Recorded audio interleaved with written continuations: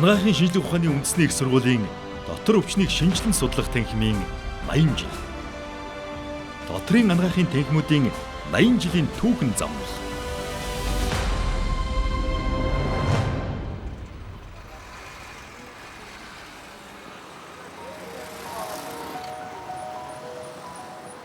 Монгол улсын сайд нарын зөвлөлийн 1940 оны 12 дугаар сарын 6-ны өдрийн 45 дугаар тогтоолд Монгол улсын университетийг мал эмнэлэг, сургууль хүмүүжүүлэх, хүн эмнэлгийн гэсэн 3 факультеттайгаар ардын гэгэрлийн яамны харьяанд Улаанбаатар хотноо байгуулсгоё гэж заасны дагуу эх орны дайны хүн жилүүдэд буюу 1942 оны 10 дугаар сарын 5-нд Монгол улсын их сургуулийг нээж 24 монгол оюутан, 10 орос оюутантай нийт 34 оюутан 7 тэнхимтэйгээр хичээлийг эхлүүлж байсан юм аа. Их сургуулийн нээлтийг Ленин хүлээвдсэн гэж байна. Ингэж одоо их сургуулийн багш нарын бэлтгэх ажил хийсэн. Тэгэхээр Монгол улсын их сургууль 42 онд байгуулагдаж ерөнхий эрдмийн онлын хичээлүүд нь орж байгаад 44-45 оны хичээлийн жилээс мэрэгжлийн одоо эмнэлгийн мэрэгжлийнхэн хичээлүүд орж ирсэн байна. Анх 1944-45 оны хичээлийн жилд улсын 1-р төв эмнэлэг дээр ажиллаж байсан зөвлөлтийн эрдэмтэн дотрийн багш Дубинскийг дотрийн тэнхимийн эрхлэгчээр томилон 44-45 оны хичээлийн жилээс анх дотор өвчин судлан шинжлэх тэнхимийг байгуулж энэ үеэс манай дотрийн тэнхимийн түүх эхэлсэн. Зөвлөлтийн ард түмэн манай улсын их сургуулийг байгуулахад туслаж сургууль байгуулагдмагц өндөр мэрэгжлийн багш нарын эргүүлж багшлуулан тус сургуулийг лабораторийн тунагд хөрөмжөөр хангалтав. Зөвлөлт холбоот улсаас өргөдөн ирж ажилласан үе үеийн дотрийн танхимын эрхлэгчид болох дээд эрдэмтэн Дубинский, доцент Боровскай, доцент Боёв, доцент Борисенко, доцент Артматский, профессор Крижновскай нар анагаахын сургуулийн багш хүнийг сургах, эмчлэх, судлах ажилд монгол эмч нарыг сургаж, үндэсний дотрийн мэрэгжлийн багш, эмч, судлаачид эрдэмтдийг бэлтгэн гаргасан түүхтэй. Манай улсын их сургуулийн анагаахын факультетыг төгссөн анхны 13 эмчээс анхны багш нар бүрэлдэн бий болсон юм билээ. За энд академич Аргачаа багш, Иш ханд багш, Долгор багш, Цэрэн лав багш, за Гомбо гарам гэд энэ 5 нь манай энэ дотрийн тэнхимийн анхны монгол багш нар, анхны монгол эрдэмтэн тэнхимийн эрхлэгч нар болсон ийм түүхтэй. Их сургууль дээд сургуулиудын танхимаас олон эрдэмтэн мэргэд төрөн гарсаар байна.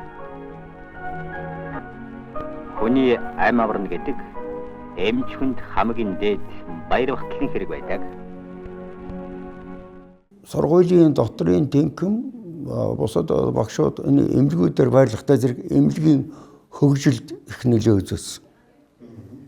Ягаад гэвэл тэр багш нар чинь оюутнаас сургаж бэлтгэхийн тулд өөрснөө эрдэм шилгээний ажил хийхийн тулд тийм багш юмуд одоо улс орноос оруулж ирэх өөртөө нэвтрүүлэх юмудыг хийж ирсэн юм одоо. Тэгээ 1971 онд энэ шинэ барилга баригдаад дотрийн тэнхимүүд улам өргөжж тоног төхөөрөмж нэмэгдэж ирж ирсэн. Анхны тодтолтой багш мэрэгжилтэн бэлтгэж эхэлсэн цагаас эхлэн дотрийн танхимүүдэд сургалт, эрдэм шинжилгээ, судалгааны ажлыг боловсронгуй болгох зорилгоор зохион байгуулалтын өөрчлөлт орж дотрийн нарийн мэрэгжлийн салбараар бие даан хөгжсөн танхимүүдийн эхлэл тавигдсан байна. 1990 онд анагаах ухааны дээд сургууль, анагаах ухааны их сургуульд болж өргөжснөөр дотрийн тэнхимүүдийн зохион байгуулалтанд өөрчлөлт орж сургалт, судалгаа, эрдэм шинжилгээ, эмнэлгийн үйл ажиллагааг өргөжүүлэх зорилгоор тэнхимүүдийг эргэтэн системээр хичээл заах суурийг бий болгох үүднээс зохион байгуулалтын өөрчлөлт хийж анагаах ухааны дотрийн салбарын дотрийн төв улмаар анагаах ухааны хүрээлэн 1992 онд байгуулагдсан За 1992 онд дотрийн 3 тэнхэм байсан. Нэг нь одоо дотрийн онш зүүн тэнхэм, дотрийн 1-р тэнхэм, дотрийн 2-р тэнхэм гэдэг. За тэгээ энэ тэнхмүүд маань бүгдээрээ одоо төрөлцсөн нарийн мэргэжилт хуваагдаад 1992 онд дотрийн 5 тэнхэм үүсэж байлаа. Түүх бол явцуур биш. Анагаах ухааны хөгжлийн түүхтэй хөл нийлүүлэн салбар бүрийг хөгжүүлэх гэсэн ийм зорилго байсан.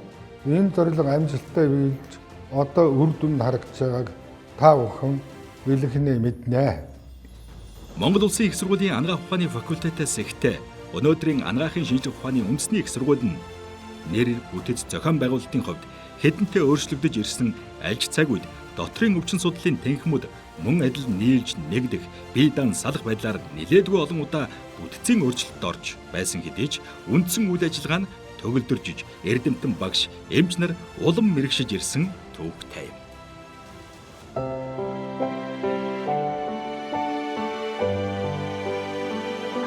За анагаах ухааны дээд сургуулийн ректорын 1992 оны А45 тушаалаар зүрхсэний тэнхэм байгуулагдсан төвхтэй. Зүрх судасны салбар анх тэнхэм болж хөгжөөд сурах бичиг хөтөлбөр стандарт одоо тэр үед бол стандарт гэж ярьж байгаагүй. Конспекто бичих бүх юм шинээр эхэлж ирсэн. Бид нарт суралцах зүйл маш их байсан. За салбарын хөгжилд оруулах хувь нэмрүүдийн хувьд бол бид нар залуу багш нар мөн л одоо мэрэгчлэн болж бэлтгэхэд суур мэрэгчлээ ахиулахад одоо тодорхой арга хэмжээнүүдийг сургалт хөтөлбөр олон улсын хурлуудыг зохион байгуулж ирсэн. Тэнхмийн эрхлэгчээр профессор Үзий Худаг, Зул Гэрэл Сэржээ, дэд профессор Бурмаа, Наран Туяа цолмоноор ажиллаж ирсэн. Манай тэнхмийн багш нараас Монгол Улсын ардын эмч цолыг 1 эмч, Монгол Улсын гавьяат эмч цолыг 5 эмч хүрснийг одоо дурдхад таатай байна. За ингээд 95 онд 1-р эмнэлэгт түшиц баад болж нийлсэн. За энэ нийлэх үед тогтох цолмон чимэг энэ дээр ахмад эмч нарыг багш болгож, залуу багш нараа эмнэлэгт нь эмч болгож одоо нэг 2 жил шахуу бас ажилласан. Зүрх судлалын тэнхмийн өнөөгийн багшлах бүрэлдэхүүний 80% нь анагаах ухааны докторийн цолд 100% эмчийн мэрэгжлийн зэрэгтэй эмч нарын бүрэлдэхүүнтэй ажиллаж байна. Төгсөлтийн сургалтаар 4 докторийн ажил, 34 магистрийн ажил, төгсөлтийн дараах сургалтаар 260 гаруй зүрх судасны эмчийг бэлтгэж төгсгөж байна. За эмнэлэг зүүн ажлын хувьд бол Монгол Японы эмнэлэг байгууллагаснаас хойш зүрх судасны дасгийг хариуцсан ажиллаж байгаа.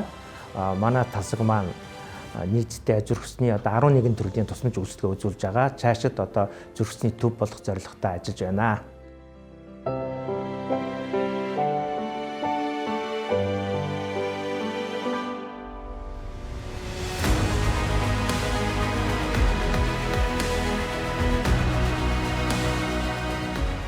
Манай Үүшг хашил судлалын тэнхмийн хувьд анх 1992 онд улсын 3-р төв эмнэлгийг баазлаад Үүшг цус судлалын клиник нэртэйгээр байгуулагдаж байсан. Бие дааж. За ингээд 1995 оноос улсын 1-р төв эмнэлэг дээр манай Үүшг цус судлалын клиник баазлах болсон. За ингээд 1996 оноос анхны одоо бие даасан Үүшг судлалын тэнхмийг байгуулж байсан. За тэгээ энэ хугацаанд бол манай тэнхмийн харьяанд сүрье судлалын курс гэж байсан. За тэгээд бас сэргээн засахын одоо курс гэж байсан. За тэгж жаад эдгэр маань бас цаашаагаа салбарлаж гарсан. 2018 оноос яг Үүшг хашил судлалын тэнхим нэртэйгээр байгуулагдсан. Үүшг хашил судлалын тэнхим болж нэгдсэн нь бол одоо бидний хувьд хүч нэмснээрээ хэрэгжүүлж байгаа төсөл, за тэгээд суралцж байгаа оюутны тоо, амжилтын үйл ажиллагаа, за тэгээд сургалтын чанар бүх зүйл дээрээ ахиц дэвшил гарч байгаа гэж бодож байгаа. Одоо бүрэлдэхүүнээр ажиллаж байгаа Үүшг хашил судлалын тэнхим маань нийт 9 багштай. 2 хашил судлалын профессорын багийн 2 багш, анагаах ухааны доктор профессор мөнх баярлах багш, за тэгээд төвшөнтэй багш, за Үүшг судлалын профессорын баг 7 багш.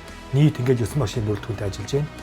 За манай тэнхим бусад тэнхмүүдийн адил сургалт, эрдэм шинжилгээ, эмнэлэг зүйн ийм одоо чиглэлээр үйл ажиллагаа явуулдаг. За тэгээд тэр дундаа эмнэлэг зүйн хувьд бол сая ковидын үед бол манай тэнхим тэр дундаа бүр Монгол улсын хэмжээнд одоо их онцгойлох, тэргүүлэх байр суурийг ажиллаж ажиллаа.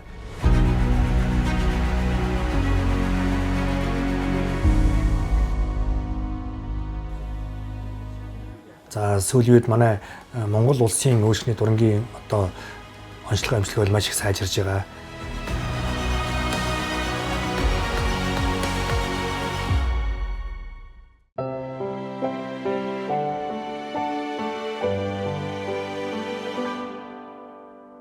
Анагаахын шинжилгээ ухааны үндэсний их сургуулийн ашиулсан төв эмнэлэг, Монгол-Япон эмнэлгийн хоол боловсруулах хэрэгтний судлалын чиглэлээр бид нар амбулатор хэвтний эмчилүүлэх мөн дурангийн тасгийн үйл ажиллагааг профессорын багийн бүрэлдэхүүнтэйгээр ажиллаж авч байна. Эмнэлзэн үйл ажиллагааны хувьд бид нар анагаахын шинжилгээ ухааны үндэсний их сургуулийн харьяа Монгол-Японы эмнэлэг, ашиулсан харьяа төв эмнэлгийн дурангийн тасгийг 2 дурангийн тасыг авч байгаа.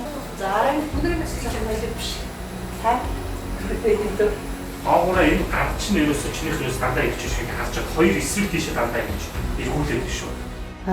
Сургалтын үйл ажиллагаан дээр төгсөлтийн өмнөх сургалтаар анагаахын хүний хэмжээ бэлтгэх хөтөлбөрөөр Монгол болон англи хэл дээр нүүр ам судлал, нийгмийн эрүүл мэнд, уламжилт анагаахын судлал гих мэтлэн яг 11 салбарын 17 чиглэлээр бид нар дотрийн өвчний онц зүй, дотрийн өвчин судлал, хоол боловсруулах хэрэгтний судлал, мөн хоол эмчилгээ, тэжээл, хэм тэжээл судлал чиглэлээр жилд 5,000 орчим онооны ачааллыг үүсгэж ажиллаж байна. Дотрийн танхимээс салбарлан гарсан нарийн мэрэгжлийн танхим байгуулагдсан тэртэйг 1992 онд элэг дотор судлалын клиник байгуулагдсан танхимын анхны эрхлэгчээр гавьяа тэмч анагаах ухааны доктор профессор Давд Орж, мөн танхимын эрхлэгчээр эрүүл мэндийн шинжилгээ ухааны их сургуулийн профессор, клиникийн профессор Долгор, анагаах ухааны доктор, дэд профессор Инх Долгор, гавьяа тэмч анагаах ухааны доктор профессор Бира, гавьяа тэмч анагаах ухааны доктор профессор Бадамжов, анагаах ухааны доктор дэд профессор Баярмаа, төрийн сойрголд анагаах ухааны доктор профессор Даваад Орж нараа ажиллаж ирсэн бол өнөөдөр тус танхимын эрхлэгчээр анагаах ухааны доктор тэргүүлэх зэргийн эмч Бямжав ажиллаж байна.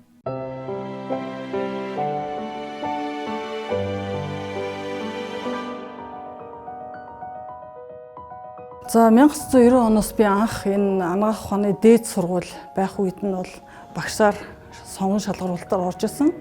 Ингээд 1 жил гаруй бүр дотор өвчний онш зүүн хичээл заагаад дараагаар нь 1992 оноос бүх нөгөө дотрийн тэнхимүүд салаад мэрэгжлийн тэнхимүүд болсон.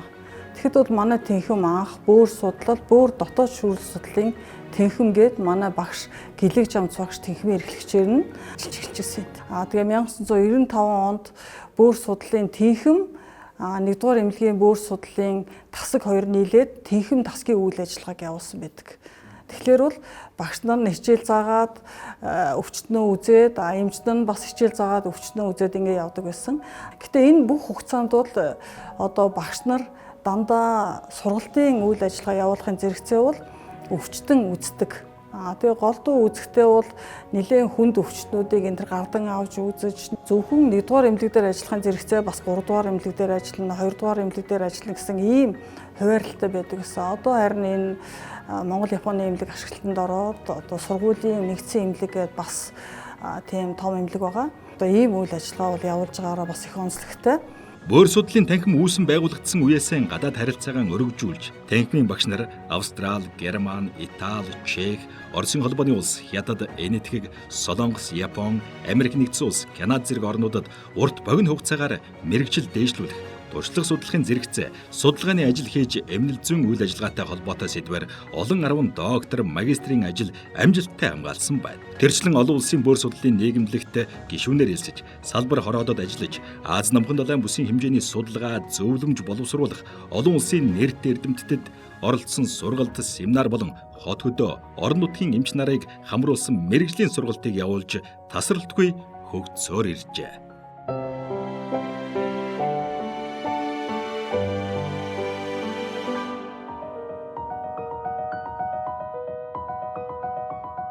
Монгол Улсын их сургуулийн хүн эмнэлгийн факультетийн бүтцэд 1944 онд цусны хичээл анх удаа орж исэн тийм түүх байдаг юм байлээ. За тэр үед ирсэн Оросын эрдэмтэн одоо эмч Крижановский гэдэг хүн бол манай багш одоо ардын эсрэнэдүүд багш хэлэхдээ ер нь бол Монголд ийм тодорхой шалтгаангүй цус багталтууд байдаг юм байна.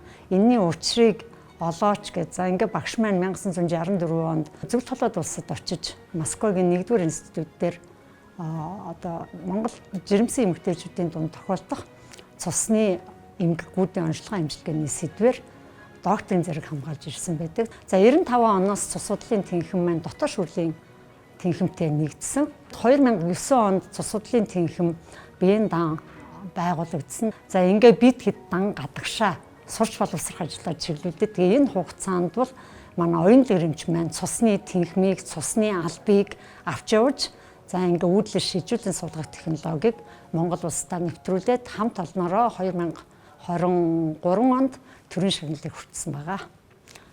Энэ түүхэн 80 жилийн одоо хугацаанд ажиллаж бидэнтэй бас өнөөдөр мөр зэрэгцэн ажиллаж байгаа болон үе үеийн ахмад буурлуудаа эрдэмтэн профессоруд та бүхний маань бүтээсэн бүтээл маш их юм шүү.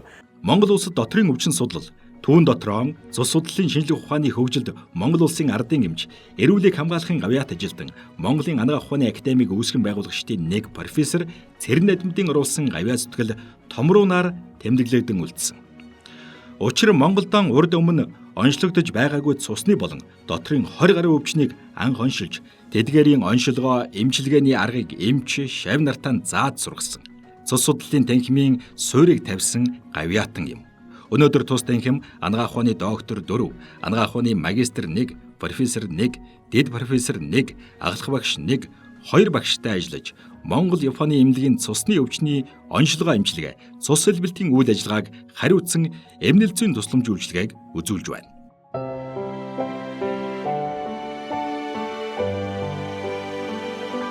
Монгол улсад дотоод шүүр судлалын салбарыг үүсэн хөгжөхөд үнэтэй хой нэмрээ оруулсан чухал ажлуудыг дурдах юм бол Монгол улсад чихрийн шижингийн дархлалтын анхны судалгааг хийж гүйцэтгсэн. За мөн Монгол улсад йод тогтолтой тэмцэх үндэсний хөтөлбөрийг амжилттай хэрэгжүүлж йод тогтолтын эмгэгийн дархлалтыг бууруулахад үнэтэй хой нэмрээ оруулсан. Йод тогтолтын эмгэгийг бол манай дотоод шүүрлийн эмчнэр одоо бус хүмүүстэй хамтран маш амжилттай зохион байгуулж өнөөдөр Монгол улсад йод тогтолтын эмгэгийг бол хөнгөн зэрэг бараг байхгүй болсон гэж үзэж байгаа. Энэ бол манай одоо албаны бас нэг хөгжлийг харуулж байгаа хэрэг л дээ. Хичнээн эмнэлгийн обходонд яв. Одоо эмнэлгийн обходонд явлаа 1 3. За. Хөдөө аймаг. Одоо энэ сайхан сургуулийнхаа их эмнэлэг дээр. Одоо эмнэлэг дээр обходонд явуулъя. За, мундаг байна.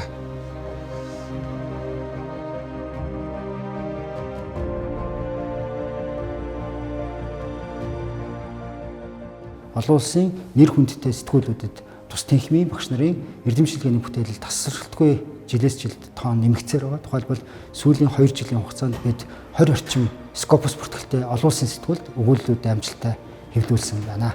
Мэргэжсэн мэргэжлийн эмч нараар бага бүрдүүлж чадсан. Дотоод шүүрэл судлалын танхимын суурийг баттай тавьсан. Танхимын анхны эрхлэгч анагаах ухааны доктор профессор Совд мөн тус танхимын эрхлэгчээр Гэрэл, Алтай сайхан, Баясгалан, Сайн бэлэг нар ажиллаж байна.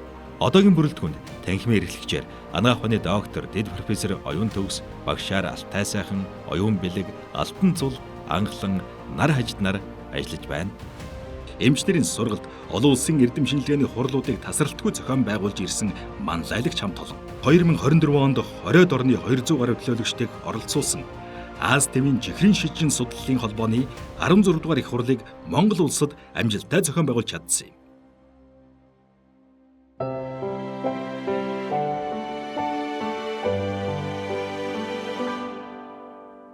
1997 онд манай анагаах ухааны их сургалтын хөтөлбөр шинжлэх одоо үйл явц болсон. Зөв судас болон ревматолог маань 2 өөр одоо блогт ингэж тусдаа хичээл заах болсон. 2007-оос 8 оноос бол маш их эрчимтэй ревматологийг одоо хөгжүүлэх энэ үйл ажиллагаанууд эхэлсэн. За үүнд одоо товчхон дурдах юм бол одоо зөв судас ба ревматологийн мэрэгжлийн индексийг боловсролын яамд одоо хүсэлт гаргаж мэрэгжлийн индексээр нь салгаж өгсөн. Доторийн эмчийн сургалтанд ревматологийн одоо сургалтын хөтөлбөрийг боловсруулсан. За ревматологийн нарийн мэрэгжлийн эмчнэрийн одоо хөтөлбөрийг боловсруулж анх удаа ревматологийн нарийн мэрэгжлийн эмчнэрийг бэлдэж эхэлсэн. Баруун талын өвдөг бол нэлээд ясны уралцтай байна гэж шууд мэдчихэв. 2013-аас 14 оны хичээлийн жилд бол профессоруудын багаар ажиллаж эхэлсэн. За энэ үеэс эхлээд анх удаа ревматологийн профессорын баг бие дан зөв сусны салбараас тусгаарлаж гарсан.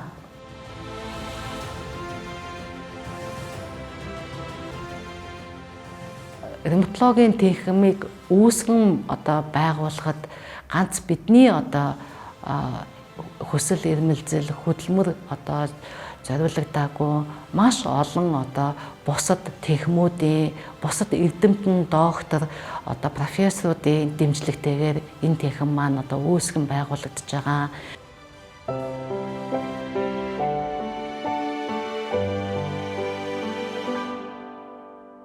За халдварт өвчин гэдэг бол яг дэлхийн орчин үеийн анагаах ухааны түүхээс харахад бол дотрийн өвчний нэг салбар байсан.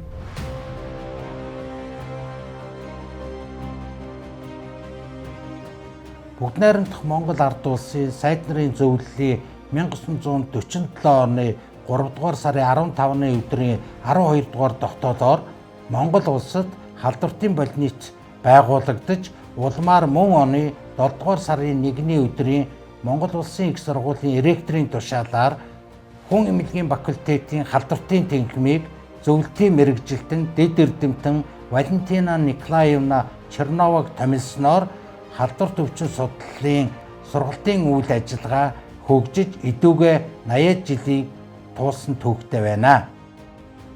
1956 оноос оюутнуудад уушгины сүрийн өвчний хичээлийг их эмч дайр, чулуун, давг сүрэн, заматикийн нов, шур арднаар зааж байжээ.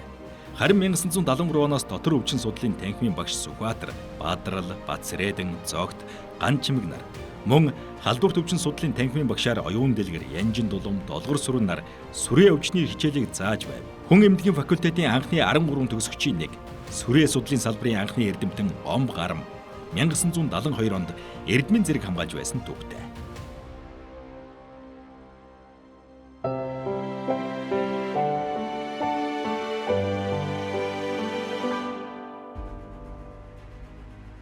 Анагаах ухааны салбарын үндсэн гол хэсэг болсон эмнэлэг зүйн лабораторийн танхимын хамгийн анхны түүх. Дотор өвчнийг шинжилэн судалгагч танхимын эрхлэгч Добинскийн 1944-45 оны хичээлийн жилийн тайланд бага жигэн улмаас эмнэлэг зүйн лабораторийн хичээлийн эхэнд эхлүүлэх боломжгүй байсан тухай, харин танхимд нэг микроскоп ирснээр 4 сараас эхлэн эмнэлэг зүйн лабораторийн дадлагын хичээл зааж эхэлсэн тухай дурдсанаар тэмдэглэгдэн үлдсэн нь бий. За тэгээ манай лабораторийн эмнэлэг зүйн салбар бол дотрын анагаах ухааны хамгийн үндсэн гол салбар бөгөөд шинжилгээний тусламжтайгаар өвчнийг онцлогоо хийх, тавих, за тэгээд эмчилгээ хийх гол мэдээллийг гаргаж өгдөг. Тэгээд сүүлийн жилүүдэд манай эмнэлэг зүйн лабораторийн онцлогоо техник, технологи сайжирч маш олон төрлийн тоног төхөөрөмж, олон төрлийн онцлогоор шинжилгээ хийж, за шинжилгээний чанар нэр төрж гисэн сүүлийн үед сайжирч нэмэгдсэн гэдгийг хэлэхэд бол таатай байна. Орчин цагийн эмнэлэг зүйн лабораторийн танхим өнөөдөр орчин үеийн твшилтэд тоног төхөөрөмж бүхий стандартын өрөө танхимд мэрэгжлийн эмч багштайгаар сургалт эрдэм шинжилгээ, эмнэлэг зүй гэсэн чиглэлүүдээр үйл ажиллагаагаа явуулж, төгсөлтийн өмнөх сургалтаар салбарын оюутнуудад лабораторийн мэрэгжлийн хичээлийг, лабораторийн техникчийн анги, мэрэгжлийн суурь, мэрэгшүүлэх хичээлийг, төгсөлтийн дараах сургалтаар эмнэлэг зүйн эмгэг судлаач эмч, био анагаахын мэрэгжилтний тойролт, төгсөлтийн сургалтаар магистр, докторийн сургалтуудыг хариуцсан ажиллаж байна.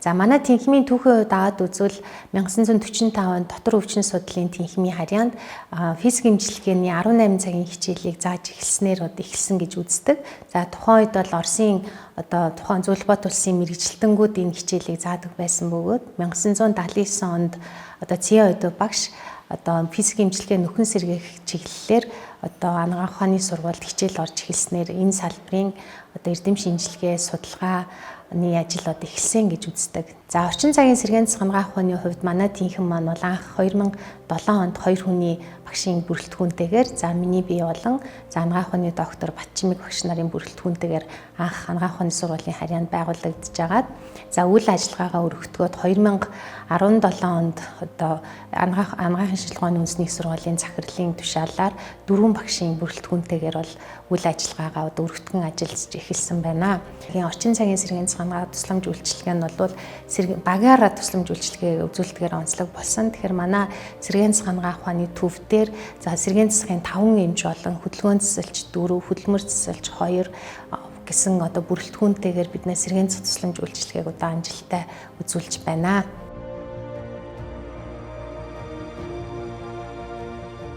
Бид нар Монгол Япон эмнэлгийн харьяанд сэргээн засгийн анагаах ухааны төвийг 2017 онд анх байгуулснаас хойш жилдээ 3000 гаруй хүн тусламж үйлчилгээ үзүүлэхээс гадна за мэдрэл асуулчингийн хитавын онцлогоо эмчилгээний чиглэлээр одоо Монгол улстай тэргүүлэх байр суурьтай ажиллахаас гадна за мөн хүүхдийн сэргээн засаг чиглэлээр тэр тусмаа тархины булчингийн чангарлалын менежментийг Монгол улсад одоо амжилттай нэвтрүүлж одоо ботулын токсин эмчилгээг одоо амжилттай нэвтрүүлэн амжилттай үзүүлж байна.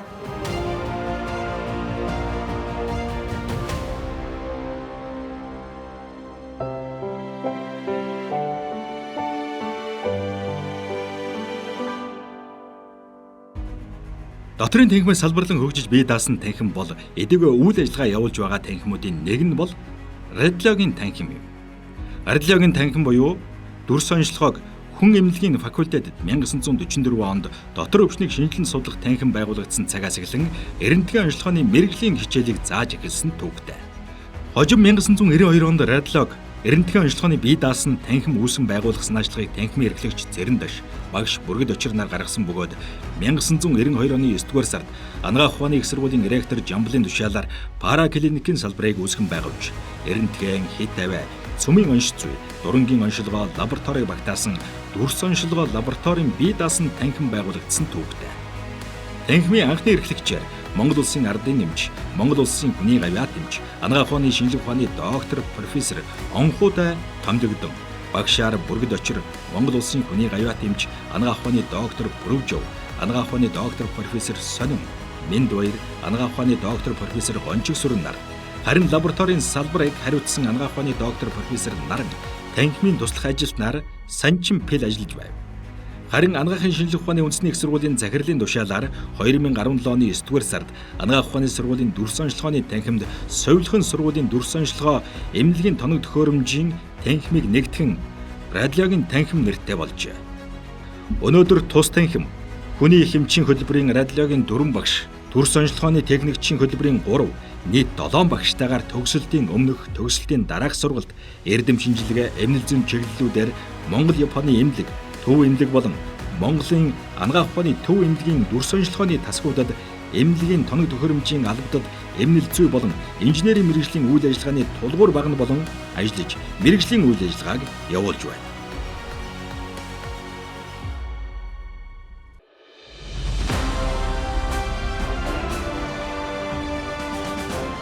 Анагаахын шинжилгээ ухааны үндэсний их сургуулийн дотор өвчнийг шинжилэн судлах танхимын 80 жил. Дотрын анагаахын танхимуудын 80 жилийн түүхэн замбал.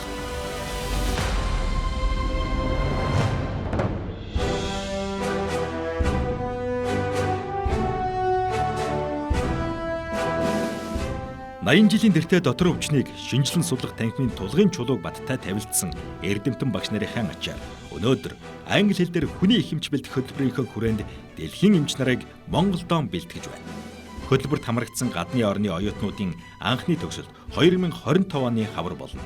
Мөн үе үеийн анагаахын сургуулийн удирдлага профессорууд багш оюутнуудын их сургуулийн эмнэлэгтэй болох чин хүсэл биелэж 2006 оны 9-р сард эрүүл мэндийн шинжилгээ ухааны их сургуулийн эрхэс зөвлөх поликлиник үйл ажиллагаагаа албан ёсоор эхлүүлж байсан төвтэй. Монгол улс их сургуулийн эмнэлэгтэй болох хэрэгтэй. Эрхэс зөвлөх поликлиник гэдгийг одоо сургуулийнхаа байранд дотор өргөтгөлийнхаа байранд анх одоо байгуулж байлаа. За тэрэнд нь одоо энэ Ахмад багш нар маш их дэмжлэг үзүүлсэн. За тэр маань өнөөдөр одоо анагаахын шинжилгээ ухааны үндэсний их сургуулийн төв эмнэлэг гэдэг ийм нэртэй болсон. За тэрний хүрээнд зэрэгцээгээр бид нэр энэ Япон улсын засгийн газрын одоо дэмжлэгтэйгээр их сургуулийн эмнэлгийг орчин үеийн эмнэлгийг байгуулах гэдэг ийм төслийг анх санаачилж одоо ингэж хөөцөлдөж байлаа.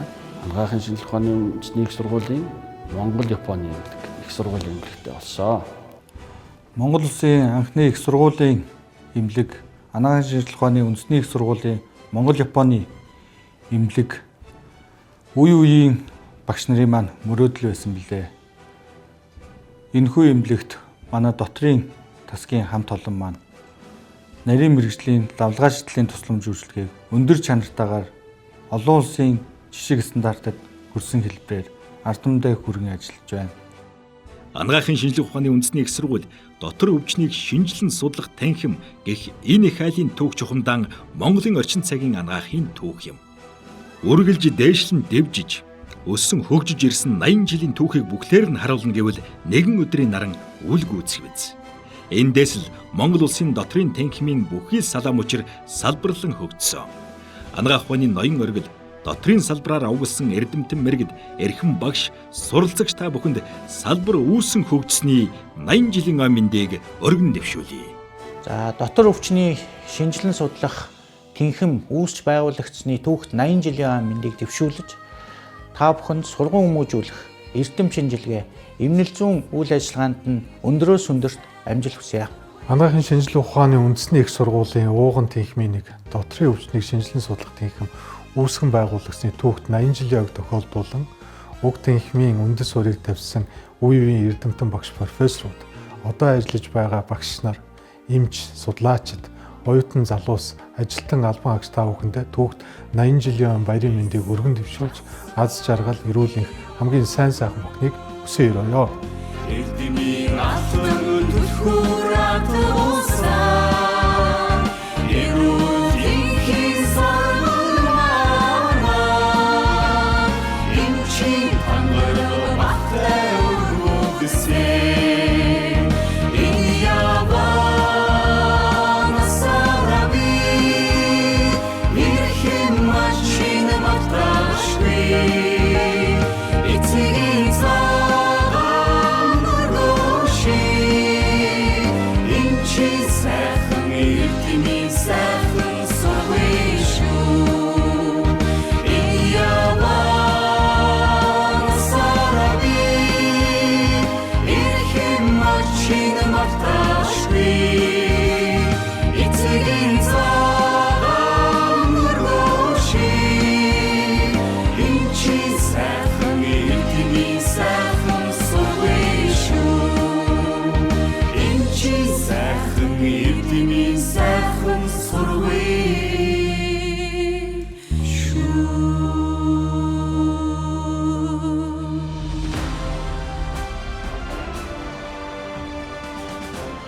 Анагаахын шинжилгээ ухааны үндэсний их сургуулийн дотор өвчнийг шинжилэн судлах танхимын 80 жил. Дотрийн анагаахын танхимуудын 80 жилийн түүхэн зам.